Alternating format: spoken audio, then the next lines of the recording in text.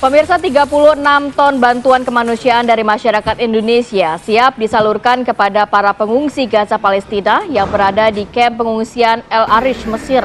Bantuan-bantuan yang dikumpulkan dan disalurkan oleh PMI ini kepada para pengungsi adalah bantuan yang disumbangkan dari TV One dalam gelaran program Bersatu untuk Palestina. Bantuan untuk Palestina sudah tiba di Provinsi Ismailia, Mesir Utara untuk segera didistribusikan. Bantuan yang dikumpulkan ini akhirnya dapat disalurkan oleh lembaga sosial kemanusiaan yang netral dan juga mandiri, yaitu Palang Merah Indonesia. Untuk mendistribusikan bantuan, PMI bekerja sama dengan KBRI dan juga pemerintah setempat untuk dapat memasuki perbatasan. Baik, sudah sejauh mana pergerakan penyaluran bantuan ini? Yang kemarin sih informasinya ya Rati ya, tertahan ya Rati ya. Ya, karena tertahan di perbatasan ya. Belum ada akses untuk masuk ke Gaza, ya, Palestina. Nah, Ikra Anggana, reporter kami yang ikut serta dalam penyaluran bantuan pemirsa TV One ini akan mengupdate informasi untuk Anda pemirsa. Selamat pagi, waktu tanah air Ikra, di sana dini hari ya, kita beda 4 jam nih. Silakan Ikra, informasi sudah sejauh mana nih upaya Indonesia menyalurkan bantuan ini? Baik, selamat pagi Rivi, Kamarati, dan juga pemirsa. Untuk upaya pemerintah Indonesia dan juga Palang Merah Indonesia sebagai lembaga kemanusiaan ini, kedua lembaga tersebut bergerak cepat untuk berkoordinasi dengan Bulan Sabit Merah Mesir. Tepatnya pada kemarin, ini perwakilan Sekjen Palang Merah Indonesia bersama perwakilan dari KBRI Kairo ini mendatangi kantor Bulan Sabit Merah Mesir untuk berdiskusi dan berkoordinasi agar bantuan-bantuan yang diberikan oleh masyarakat Indonesia selama ini khususnya kepada Palang Merah Indonesia ini dapat masuk ke jantung pusat daripada pengungsi Palestina yang berada di area perang atau di jalur Gaza. Memang ketika kami sampai di perbatasan Rafah ini merupakan suatu hal yang luar biasa karena dari informasi yang kami terima, dari lembaga kemanusiaan yang memberikan bantuan ini baru Palang Merah Indonesia dan kami, Rivi dan juga pemirsa, yang bisa menyentuh ataupun masuk ke daerah Rafah Palestina dan Rafah Mesir maksud kami. Dan ketika kami sampai di sana, kami terkejut luar biasa bahwa banyak sekali sepanjang jalan puluhan kilometer ini truk-truk bantuan kemanusiaan yang tertahan masuk. Jadi memang alur untuk melintasi jalur Rafah ini, Revi dan juga pemirsa, ini harus melalui berbagai macam checkpoint. Checkpoint ini seperti pos pemeriksaan. Kami catat sedikitnya ada 12 pos pemeriksaan, di mana dalam pos pemeriksaan itu kami dimintai visa, dimintai surat approval dari pemerintah setempat, apakah kami memilikinya, dan di setiap pos pemeriksaan ini kembali dicek dan mereka berkoordinasi dengan pemerintah pusat Mesir, keamanan Mesir berkoordinasi, dan anomalinya ini mereka berkoordinasi, namun di area pos itu ada jumper sinyal. Jadi kami sempat menunggu 1,5 jam karena tidak ada sinyal. Ternyata sinyalnya masih di jam gitu sama pihak keamanan setempat. Namun itu kami.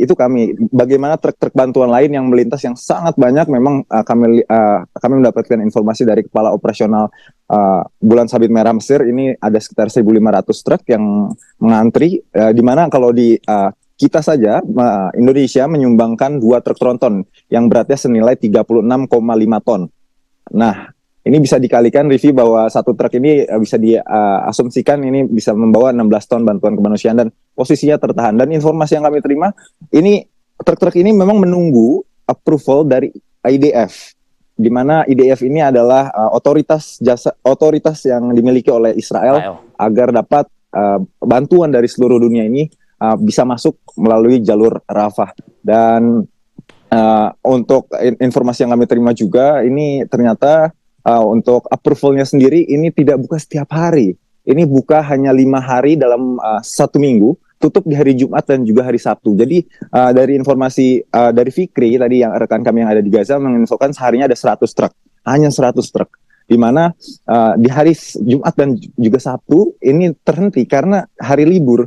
Mereka tidak mengurusi perizinan. Jadi bisa dibayangkan berapa lama bantuan ini tersendat di akses masuk belum lagi para driver yang membawa bantuan-bantuan kemanusiaan dari berbagai penjuru dunia. Dan ketika kami sampai di gudang warehouse ini milik Bulan Sabit Merah Mesir, kami terkejut kembali bahwa banyak sekali barang rejected items, di mana barang-barang rejected items ini seperti tabung gas oksigen, kemudian sleeping bag untuk menahan cuaca dingin yang ada di sana. Mengingat di daerah Gaza ini merupakan daerah yang anginnya cukup kencang karena dari angin yang berasal dari Eropa Tenggara, ini tepatnya dari daerah Turki ini masuk, dan suhu di sana, jika di sini saja kami mengabarkan saat ini suhu 12 derajat Celcius. Bagaimana di sana?